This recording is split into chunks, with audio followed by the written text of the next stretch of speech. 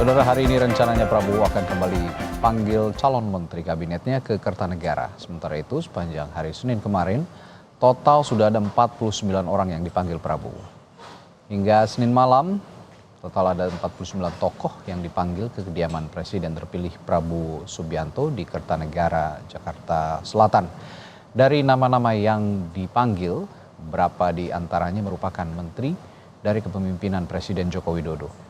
Para tokoh ini berdiskusi empat mata dengan Prabowo dan diberi arahan sekitar kurang dari 10 menit. Prabowo mengaku sebelum para tokoh ini hadir, mereka bersedia menjadi menteri.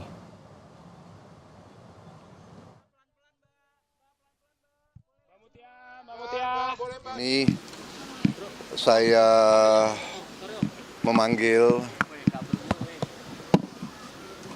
calon-calon menteri dan wakil menteri, beberapa di antara mereka. Sebenarnya proses ini sudah berjalan lama, ya. Kita adakan pemantauan, diskusi, dan sebelum saya undang ke sini sebenarnya mereka sudah menyatakan bersedia membantu saya. Jadi sebetulnya hari ini hanya mengkonfirmasi.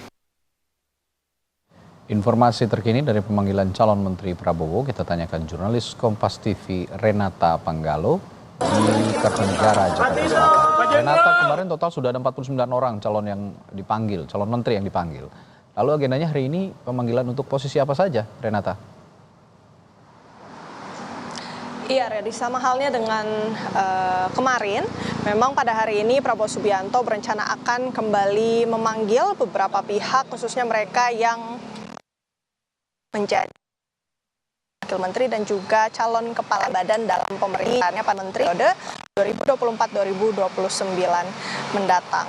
Kalau kita melihat statement dari Presiden terpilih Prabowo Subianto kemarin, ia menyebut bahwa pertemuan itu akan dilakukan sama seperti kemarin, sekitar pukul 2 siang. Namun nampaknya memang sedikit ada perubahan rencana kalau dari informasi yang terbaru yang disampaikan oleh politisi Gerindra, Wihadi, menyebut bahwa pertemuan ini kabarnya akan dilakukan di kediaman Prabowo di Hambalang, Jawa Barat sekitar pukul 11 siang. Ini yang masih kita pantau dinamika dan juga eskalasinya. Kalau yang kita lihat, Radi dan juga saudara, di Kertanegara sendiri ini masih terlihat landai ataupun sepi. Belum ada tanda-tanda bahwa nantinya calon menteri, calon wakil menteri ataupun calon kepala badan ini akan datang sepagi ini. Tetapi masih kita tentu pantau baik itu di Kertanegara maupun juga di Hambalang. Sama halnya juga dengan kemarin, sebenarnya Prabowo Subianto bilang kalau diskusi mengenai pemilihan menteri, wakil menteri dan juga kepala badan ini sudah dilakukan dari jauh hari. Tetapi inti dari pertemuan antara Prabowo dan juga calon menteri dan wakil menterinya ini sendiri sebenarnya adalah merupakan bentuk konfirmasi Prabowo Subianto kepada mereka yang kemudian dipanggil untuk meyakinkan kembali apakah mereka siap atau tidak untuk ditempatkan pada posisi yang sudah ditawarkan. Kemudian Radi dan juga saudara, kalau kita melihat ya kemarin pertemuan antara beberapa pihak ini tentu tidak hanya dari kalangan politisi saja, ada juga profesional dan bahkan ada 14 menteri atau pembantu Presiden Joko Widodo pada periode ini yang kemudian dipanggil lagi oleh Presiden terpilih Prabowo Subianto. Kalau dari kalangan profesional, misalnya Radi, ini ada Widianti Putriwardana, kemudian Menteri Jokowi yang dipanggil beberapa diantaranya. Ada Sri Mulyani Indrawati, Menteri Keuangan, yang diminta untuk kembali mengisi posisi Menteri Keuangan. Hal ini juga dijelaskan secara tegas ataupun firm begitu ya oleh Sri Mulyani pada saat dijumpai oleh wartawan usai melakukan pertemuan antara ataupun dengan Prabowo Subianto. Selain itu juga ada Menteri BUMN Erick Thohir yang turut juga datang bertemu dengan Prabowo kemarin. Kalau yang kita lihat juga ada beberapa kalangan politisi yang juga merupakan menteri dalam kabinet Joko Widodo, misalnya ada Zulkifli Hasan, kemudian juga Ketua Umum Golkar, ada Bahlil Lahadalia, dan juga Ketua Umum Demokrat Agus Harimurti Yudhoyono. Radi dan juga saudara, sebenarnya yang menjadi pertanyaan adalah bagaimana kemudian nasib-nasib dari beberapa partai yang sepertinya tidak mengirim begitu ya, ataupun mendapat jatah atau posisi di kabinet Prabowo Subianto.